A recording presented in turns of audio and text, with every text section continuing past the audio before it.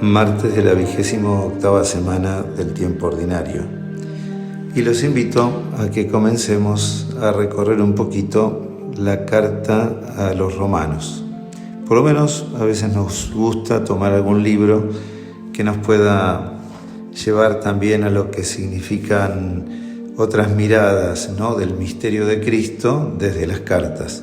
Y efectivamente, Pablo empieza la carta a los romanos diciendo primero que nada que él es el siervo de Cristo por vocación, o sea, fue llamado y elegido, no es que él lo haya encontrado por su propia cuenta. Y dice que es elegido para llevar el Evangelio de Dios.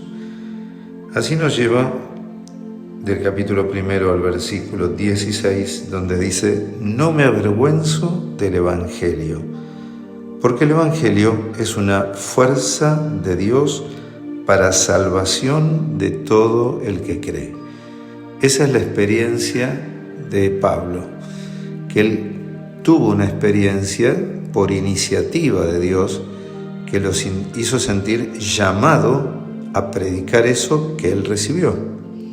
Y eso que recibió no es un conocimiento, como va a decir después, de algo con una sabiduría humana, con argumentos como pudiéramos decir lógicos, que se accede por una cierta lógica, sino de un misterio que está escondido para el hombre.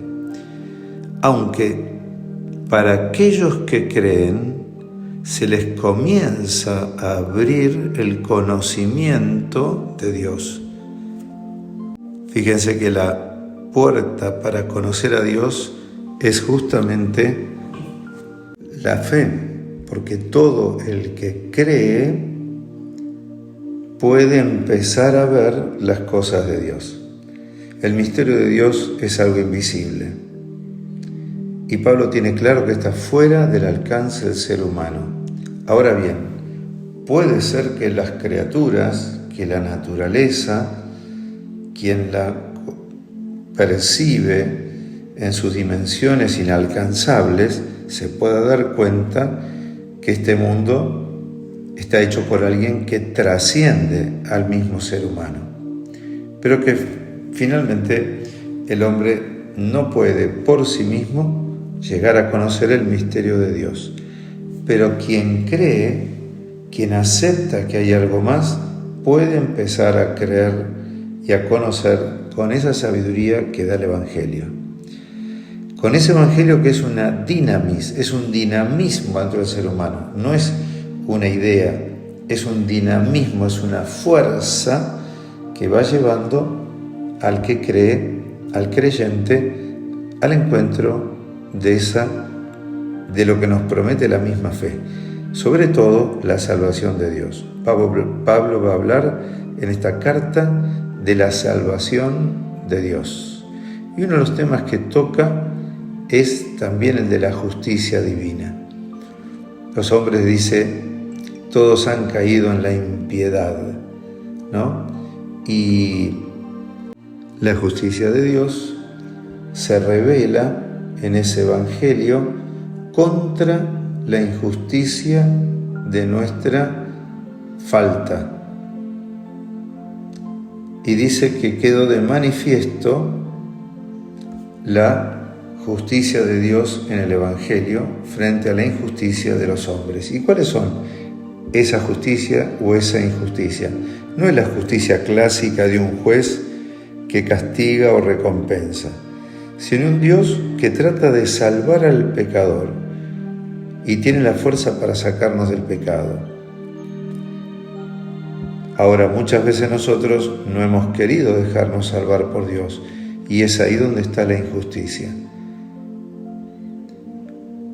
La palabra justicia se revela en lo religioso como el que es fiel o no es fiel a la alianza de Dios. En lo jurídico, como aquel que falta en las relaciones humanas o en la relación con Dios. En lo moral, como aquel que no puede vivir éticamente de acuerdo a las leyes de la propia naturaleza humana. Y también justicia como un Dios que quiere justificar al pecador, pero el pecador que se mantiene lejos de él padece la injusticia. Por eso no se alcanza esto con esfuerzos humanos, sino por gracia de Dios y la aceptación de esa gracia. Pablo quiere dejar claro en esta carta que Dios es un Dios que siempre está buscándonos para salvarnos e invitarnos a un camino nuevo, para que podamos vivir en acción de gracias, aceptando su propia sabiduría, las que se nos va manifestando cuando vivimos la buena noticia de que Cristo está vivo para salvarnos.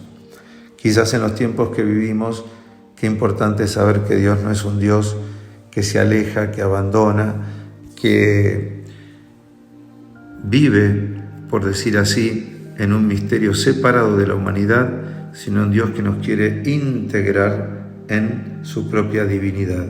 Y esa es la fuerza y el dinamismo que nos salva. Que nos bendiga Dios Todopoderoso, en el nombre del Padre, del Hijo y del Espíritu Santo. Amén.